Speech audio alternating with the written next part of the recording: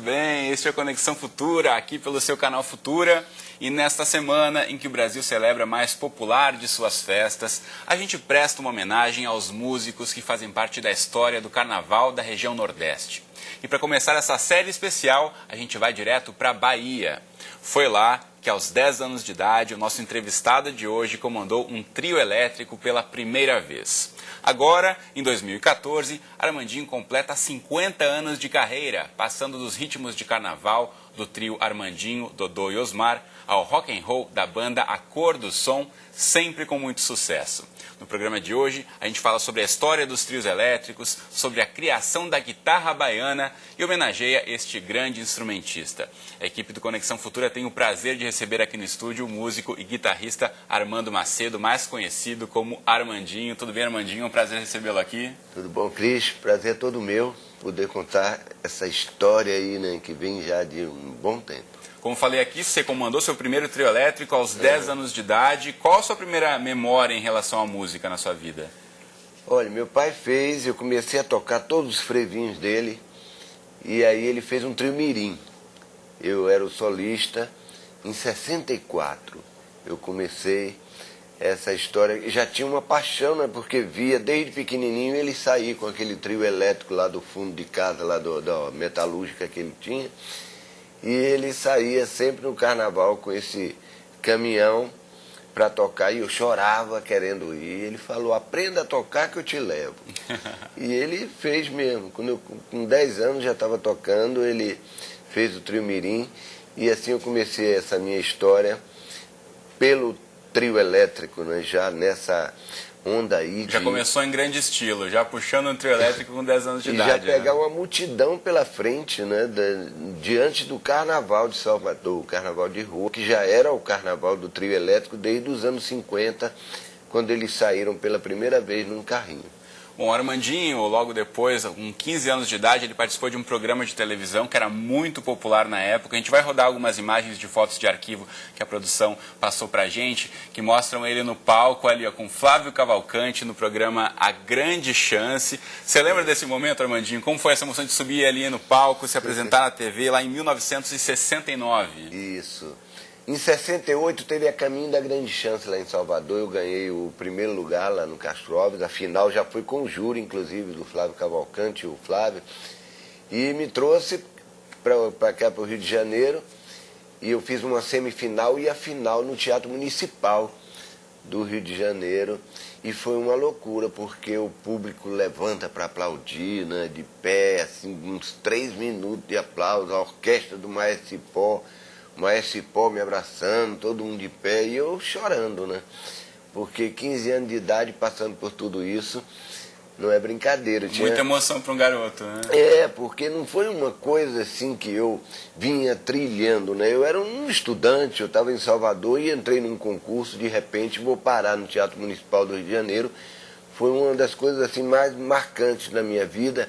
Eu comecei a gravar os meus primeiros discos, inclusive nessa época. Vamos colocar as imagens de novo, que inclusive tem a capa do primeiro compacto lançado pelo Armandinho ali nesse clipe que a gente estava mostrando. Aí novamente no palco. Então já começou essa gravação, a gravar discos ainda com 15 anos. É, não, a primeira gravação inclusive é ao vivo, né, da final da Grande Chance. Lá já mostra a recepção do público, inclusive. E era um programa que passava do Rio de Janeiro para todo o Nordeste, Norte-Nordeste. Aí, né? O seu compacto, essa contracapa, depois tem a foto de capa desse lançamento. O compacto saiu pela Codil, era um selo do meu amigo A Chance de um Stocker. Bandolim. Isso. Muito bom. E logo depois a gente tem umas outras fotos já de você um pouquinho maior, acompanhado de seu pai, tocando também. Aí a gente já começa, a história do trio elétrico começa a contar, eu já começo a... Porque leva um tempo o trio, que a gente não fazia o trio elétrico. Eu saía contratado do trio Jacaré, que era uma cachaça lá de Salvador, tocava, dava canja no Tapajós, naqueles trios da época. Mas aí, falando sempre para meu pai, vamos fazer o nosso trio elétrico, vamos retomar esse trio elétrico aí. Foi quando, em 1974... E esse que era um dos trios mais tradicionais daquela época de Salvador. E a gente falou bastante aqui já do pai do Armandinho. Então, na família dele nasceu um instrumento aí que produz o som que virou símbolo do Carnaval de Salvador era o pau elétrico, também chamada de guitarra baiana. A gente vai ver um trechinho de uma matéria das antigas aí para relembrar. O braço do violão se juntou a um pedaço de madeira e 4 cordas. A época. O filho de Osmar se encarregou de aperfeiçoar o instrumento. Armandinho acrescentou uma 5ª corda e mandou fazer uma guitarra do tamanho do cavaquinho. Assim nasceu a guitarra baiana. Assim nasceu a guitarra baiana. A gente tem aqui no estúdio a Renata Grota, nossa estagiária, vai alcançar aqui para o Armandinho, para ele poder explicar para a gente um pouco mais sobre essa invenção tão tradicional e já histórica. Deixa eu segurar isso aqui para você. Começou com o pau elétrico, né, e acabou virando essa guitarra, que é uma guitarra que eu, desde 83, eu passei a desenhar ela com esse raio e coloquei a 5ª corda. Antes eu já tinha dado esse nome de guitarra baiana, né, nos discos de trio elétrico, já comecei a escrever, para não ficar chamando de pau elétrico nem de cavaquinho elétrico, tinha que dar o nome realmente da sua origem. E a ideia é que fosse o tamanho de um cavaquinho, né? Não, a guitarra baiana, na verdade, ela vem do cavaquinho do bandolim. Herdou a afinação do bandolim e a disposição das cordas do cavaquinho, que eram 4. Eu fui aumentando, ampliando. Hoje a gente tem o luthier Elifa Santana, lá de Aracaju, que é o cara que se especializou em fazer as melhores guitarras baianas. Ele tem um acabamento perfeito, então segue o mesmo desenho que eu vinha fazendo, mas já com um acabamento super moderno. Pedi a ele para colocar alavanca, distorção, e é uma guitarra completa. Aqui ligou, sai tocando. Muito bom. Deixa eu devolver isso aqui para você, para a gente ouvir um pouquinho de música, então, já que a gente está falando tanto sobre esses clássicos todos, sobre essa importância da música, né, para o Carnaval da Bahia e do Brasil, que a gente vai ouvir agora. Pois é. A gente tem uma história com o trio elétrico que começou a ganhar essa coisa toda, notoriedade nacional, com a música Atrás do Trio Elétrico, de Caetano Veloso. Então, com o próprio Caetano, em 72, ele grava o frevo do trio elétrico de Dodô e Osmar, que é o Abra Ala. Isso daí gerou exatamente a volta do Dodô e Osmar, né, nos carnavais, já a partir de 74, que a gente considera, a partir daí, a banda Armandinho, Dodô e Osmar. Né? Eu sempre comandando a minha galera, que são mais 3 irmãos meus, o André, Betinho e Haroldo. De fato, hoje, a música está no sangue de todos os irmãos. Isso, né? Todos continuaram essa história e a gente continua levando o trio elétrico até hoje, com história, com guitarra, com tudo que a gente aprendeu. Então, o frevo do trio elétrico. Abra alas, minha gente, que o frevo vai passar. É o famoso trio de Dodô e Osmar. Quando a rua sai, a alegria é geral, é quem mais anima o nosso carnaval.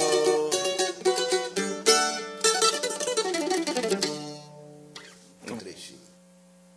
Inclusive homenageada no Carnaval de Salvador em 2013. Como foi para você acompanhar e poder tocar também nessa festa, sendo um dos homenageados?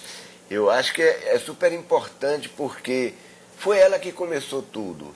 Esse instrumento, né, com o apelido de pau elétrico, que era o cavaquinho elétrico, ele deu origem ao trio elétrico. Foi a partir desse instrumento nos anos 40, essa experiência que começou em 42, com Dodô e Osmar, com o captador no instrumento acústico, e descobriram o negócio do cepo maciço, de fazer um instrumento de corpo sólido, que aí aumentava totalmente o volume do amplificador, não dava microfonia, saía aquele sonzão e eles começaram a fazer. Eu chamei sempre os primeiros roqueiros brasileiros. Eles não tocavam um rock, mas tocavam um frevo, que era a música que chegava, né, com gás total. Então eles descobriram essa distorção, esse som amplificado altíssimo, e um belo dia resolveram botar em cima de um carrinho, que era a Fobica, que meu pai tinha, e sair tocando no carnaval. E começaram tocando o frevo pernambucano no Carnaval da Bahia. Porque eles viram no frevo a música que contagiava, né? Era o rock brasileiro. Né? Bom, a gente tem agora mais um VTzinho que a gente vai assistir, porque Dodô e Osmar, o pai do Armandinho, criaram o trio elétrico, como já falamos aqui, o maior ícone da cultura baiana, num domingo de carnaval lá em 1950. Em 2011, a equipe do Jornal Futura contou essa história e a gente vai relembrar agora. Na época, a novidade, ser elétrico era uma modernidade, né? Era uma coisa... Então, pô, já que eles tinham aqueles instrumentos que ligavam na tomada e projetavam aquele som altíssimo, botaram o nome da dupla, Dodô e Osmar, a dupla elétrica. Daí entrou um terceiro integrante no conjunto, eles botaram o nome, o trio elétrico. Era o nome do conjunto. Isso foi uma revolução no carnaval, na música, em todos os sentidos, né? Porque veio do instrumento a invenção do trio elétrico e esse palco gerar uma escola musical, né? tão poderosa.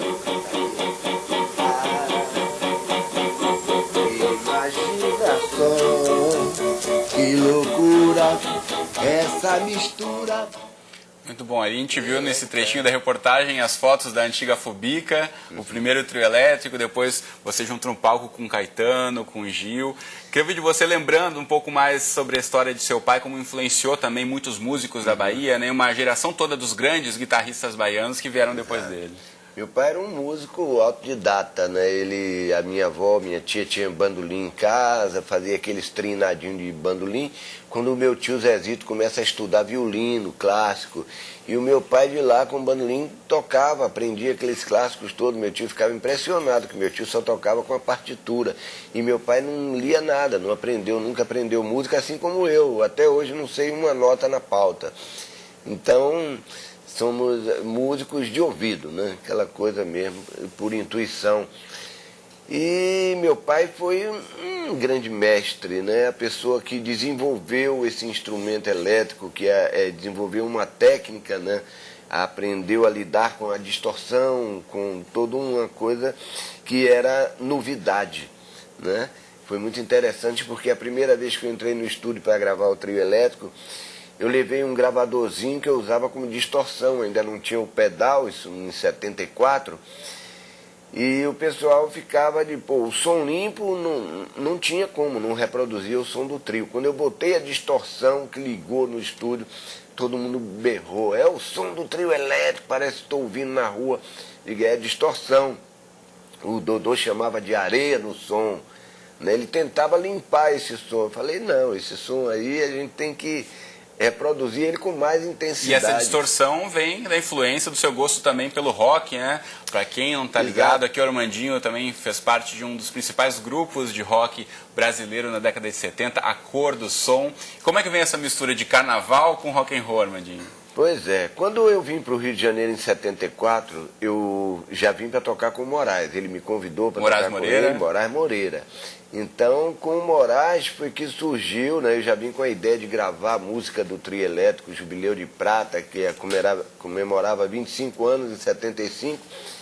E o Moraes, então, me levou na gravadora Continental e a gente, lá o Byton, resolveu fazer o LP do trio elétrico com o Moraes na produção. Então, a gente inicia aí essa história, né, discográfica, né, do trio elétrico, já reproduzindo o som do trio nas ruas, que era um disco quase totalmente instrumental, com duas músicas cantadas que o Moraes cantava, e assim ele fazia no trio elétrico. De vez em quando ele pegava o microfone e cantava uma música ou outra, e acabou virando o primeiro cantor de trio elétrico. Os outros passaram a ver aquilo, era muito mais fácil cantar do que tocar guitarra baiana, e passou todo mundo a cantar no trio elétrico, e o negócio veio parar no que é hoje, né? Você pode tocar um pouquinho da Cor do Som pra gente? Claro. A gente estourou a Cor do Som com um presente de Caetano Veloso, que foi essa música aqui. Não me amarra dinheiro, não, mas formosura, dinheiro não. A pele escura, dinheiro não. A carne dura, dinheiro não. Moça preta do Curuzu, beleza pura.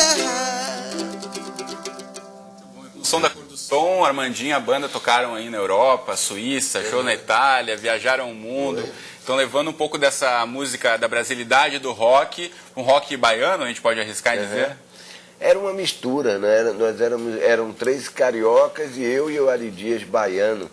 Então era uma mistura de Rio de Janeiro com Bahia. Mu, Dade, Gustavo, eu e Ari. E a gente misturava isso. O Mu também tinha uma escola com o chorinho, né, com os clássicos, e ele estudou piano. E a gente misturava Ernesto Nazaré, Jacó do Bandolim, com essa linguagem, né, pop, né, que a gente trazia de Beatles, Jimi Hendrix e tal. Então isso deu uma fusão muito interessante. Inclusive, toda a galera que veio assim de bandolinista que eu vejo hoje aí, eles não escutaram muito, né, o Pororocas, o Assanhado, tudo que a gente fez com a Cor do Som. Ficou essa influência para as novas gerações. Né? Exato, porque era interessante, porque a gente começa a fazer sucesso com aquelas músicas, né, do Beleza Pura, começamos a fazer o Zanzibar, né, o Zero, Abrir a Porta. E a gente levava nesse disco, né, que fazia um sucesso danado, a gente levava as músicas instrumentais. Né, levava baião, levava choro. E assim a gente fez uma mistura muito interessante, porque era com uma banda de guitarra, baixo, bateria, teclado, uma banda pop, né, levando a música do Jacó do Bandolim. E desde 77 foram mais de 10 discos com a Cor do Som, então muito sucesso pelo mundo todo. Né? Foi. Em 78 nós fomos logo convidados pelo Cláudio Nobres a fazer o Festival lá de Montreux, e já foi gravado ao vivo, inclusive, no festival. E foi interessante porque isso deu uma projeção, inclusive um bom conceito na crítica, né, por um disco instrumental. Que era um som diferente, né, do que se conhecia até então. E vocês ainda se reúnem de vez em quando? Ah, sim, a gente tem feito alguns shows, e sempre bons shows, né, sempre lota onde a gente faz. E de vez em quando a gente tem esse encontro que é maravilhoso, é uma felicidade, né, poder relembrar com o público. Muitas músicas ficaram conhecidas, inclusive o público da Cor do Som levou para os filhos, e a gente tem uma plateia muito variada de idade. É muito gostoso. Muito então é um bom encontro para vocês matarem a saudade, também matarem a saudade do público que gosta tanto desse som. Eu vou voltar a falar agora sobre a guitarra baiana, porque junto ao irmão Haroldo Macedo, o Armandinho desenvolve projetos sociais na Escola de Guitarra Baiana. Essa iniciativa também foi mostrada aqui no Canal Futura em 2011, a gente vai rever um trechinho agora.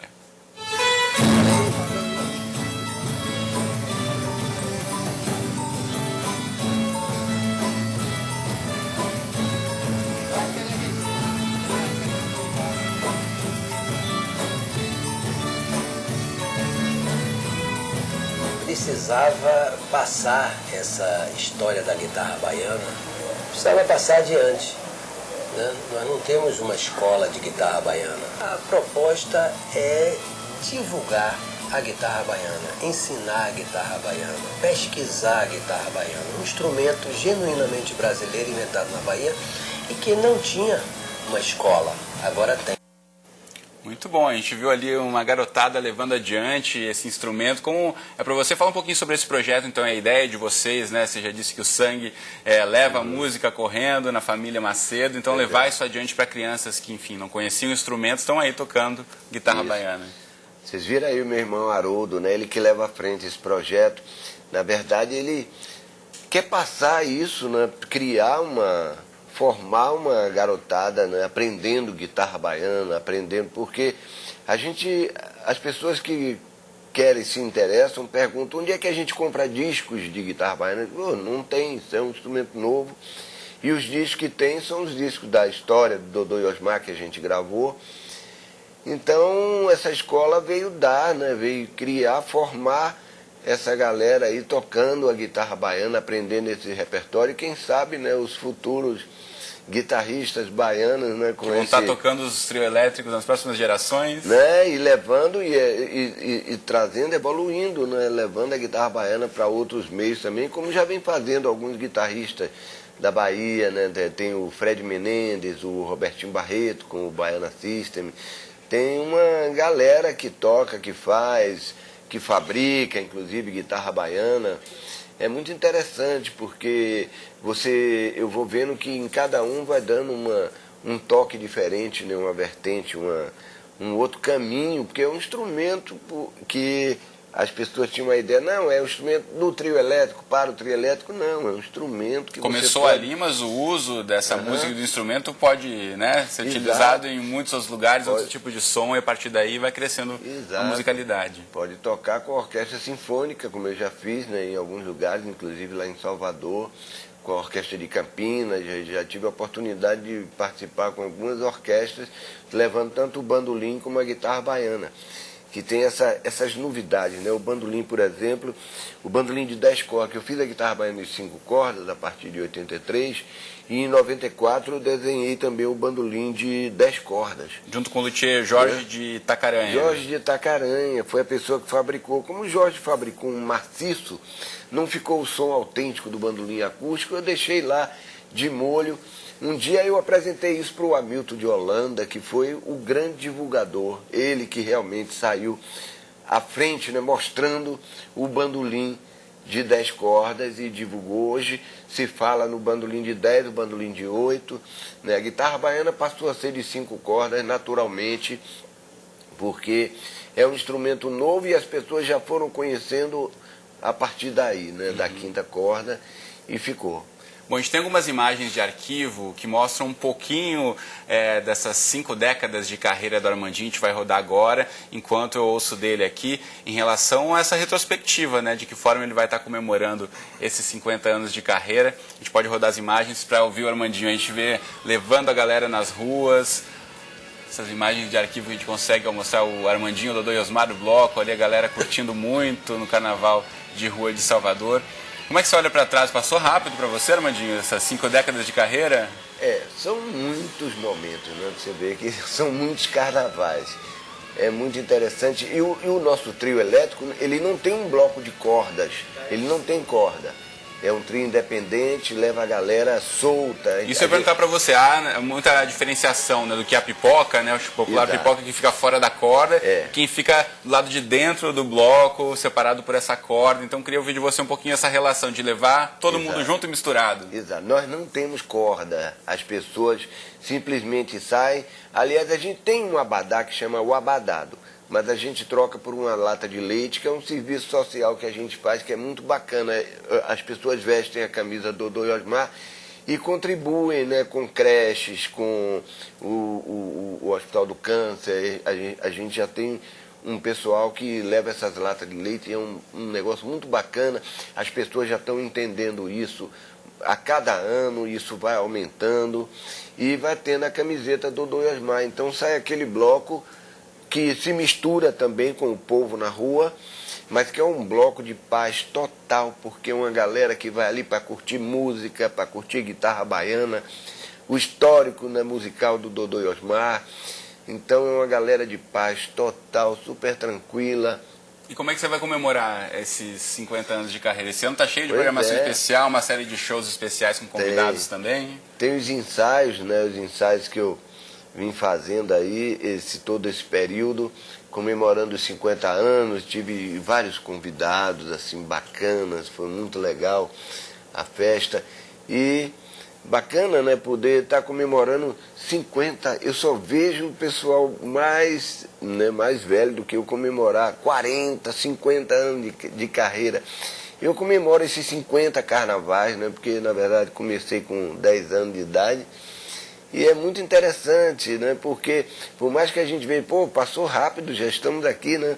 Mas foram muitos carnavais, muitos momentos bacanas. Muitos outros vão vir pela frente ainda, com muita festa, muita guitarra baiana. Infelizmente é que o nosso tempo voa, inclusive já acabou o nosso tempo, então eu quero agradecer muito ao Armandinho por ter estado aqui com a gente hoje. Obrigado, Cris. Futura. Um prazer. Obrigado pela presença, e pra gente encerrar também em alto estilo, com muita música também.